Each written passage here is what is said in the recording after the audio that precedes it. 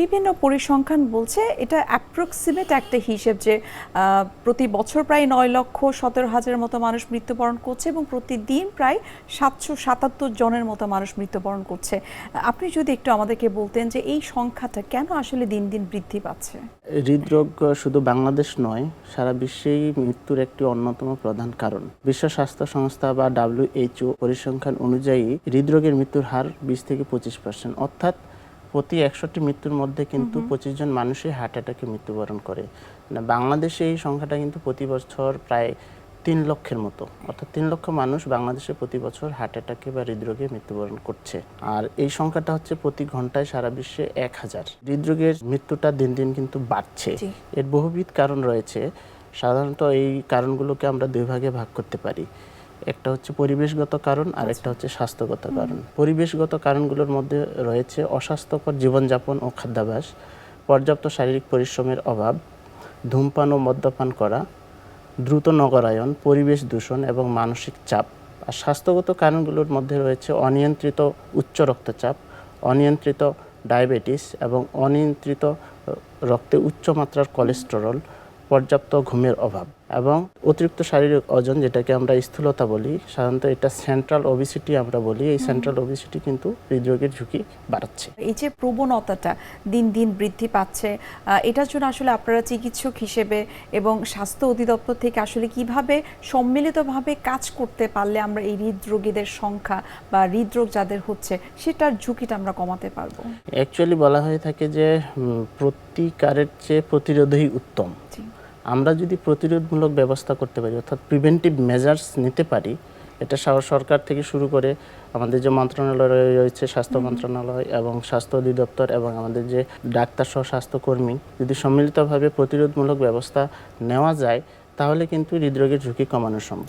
এক্ষেত্রে সর্বাগ্রে যেটা প্রয়োজন সেটা হচ্ছে জনসচেতনতা বৃদ্ধি। গভর্নমেন্ট সারা দেশে বছরব্যাপী পাবলিক অ্যাওয়ারনেস প্রোগ্রামগুলো অব্যাহত রাখতে পারে যেন মানুষের মধ্যে হৃদরোগ সম্পর্কে সচেতনতা বৃদ্ধি পায়।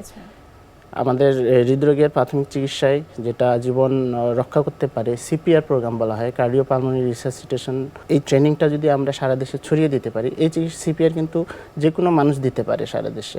এটা কিন্তু হার্ট অ্যাটাকের রোগীর যদি হঠাৎ অ্যারেস্টে চলে যায় বা অজ্ঞান হয়ে যায়, তাহলে সিপিআর দিলে কিন্তু তার বেঁচে ফিরে আসার সম্ভাবনা থাকে।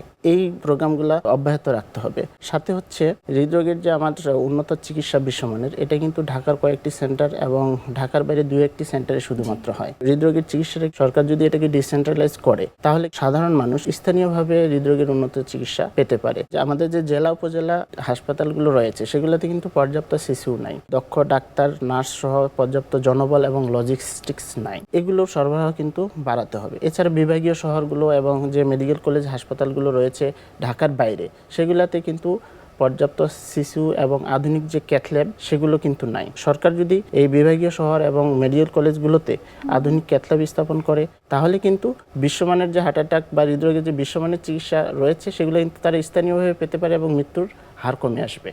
একটা মানুষের যখন হার্ট অ্যাটাক হয়ে যাবে তখন কিন্তু প্রতি সেকেন্ডে তার মৃত্যুর ঝুঁকি বাড়ে। তখন কিন্তু একটা হচ্ছে ইনজেকশনের মাধ্যমে আমরা ব্লকেজ খুলে দিতে পারি, অথবা আমাদের উন্নত মানের যে গোল্ড স্ট্যান্ডার্ড যে চিকিৎসা বিশ্বমানের প্রাইমারি পিসিআই বলি, এটা কিন্তু আমরা ক্যাথ ল্যাবে করতে পারি। যদি 12 ঘন্টার মধ্যে আসে তাহলে সেই ব্লকের জায়গায় স্ট্যান্ড প্রতিস্থাপন করে ব্লক খুলে দেওয়া হয়। এতে কিন্তু তার হার্টের মাংসপেশি যে স্থায়ীভাবে ক্ষতিগ্রস্ত হয় সেটা থেকে কিন্তু বেঁচে যায়। এছাড়াও আমরা যদি সে 12 ঘন্টার পরে আসে, 24 ঘন্টার মধ্যে থাকে, তাহলে কিন্তু আমরা স্ট্রেপ্টোকাইনেজ অথবা টেনেক্টেপ্লেজ নামক ওষুধ দিয়ে ইনজেকশন দিয়ে কিন্তু ব্লকেজটা খুলে দিতে পারি।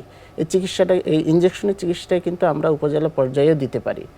সো যদি আমরা উপজেলা এবং জেলা হাসপাতালগুলোতে সিসিউ স্থাপন সহ এই জীবন রক্ষাকারী ওষুধগুলো সরবরাহ সরকার নিশ্চিত করতে পারে তাহলে কিন্তু মৃত্যুর ঝুঁকি কমে যাবে। সুতরাং সরকারকে এই হৃদরোগের যে সর্বাধুনিক চিকিৎসা সেটা সাধারণ মানুষের দোরগোড়ায় পৌঁছে দিতে, চিকিৎসা ইজিলি অ্যাক্সেসিবল, অ্যাফোর্ডেবল এবং অ্যাভেলেবল করতে যা যা মেজার প্রয়োজন তাই কিন্তু সরকারকে করা দরকার।